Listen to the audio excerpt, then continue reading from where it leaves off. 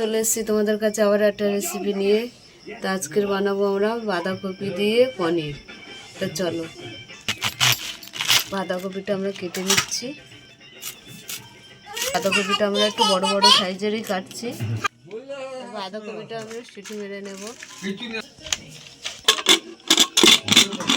দিলাম বাঁধাকপিটা। পনিরটা আমরা ছোট ছোট করে পিস করে নেব। এইভাবে ছোট ছোট করে পিস করে নেব। পনিরটা কাটা হয়ে গেছে, এই যে কেটেছি। কড়াটা বসিয়ে দিয়েছি, কড়াটা গরম হয়ে গেছে।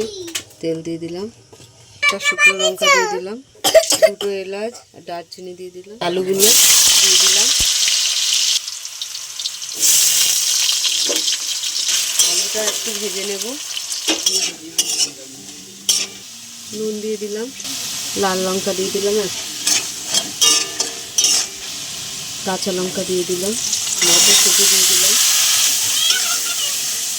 এখানে কাজু পোস্ত দিয়ে দিলাম। ভালো করে একটুখানি কষিয়ে নেব। একটু ধুয়ে জল দিয়ে দিলাম। তো আমাদের তেল ছেড়ে দিয়েছে পোস্তর থেকে, মশলার থেকে। আমরা পরে বাঁধাকপিটা দিয়ে দিলাম।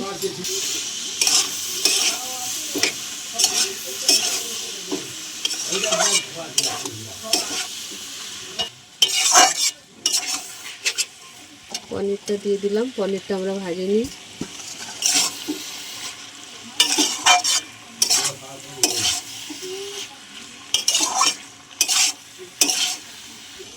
গরম মশলা দিয়ে দিলাম, ঘি দিয়ে দিচ্ছি, ভালো করে নাড়িয়ে নেব।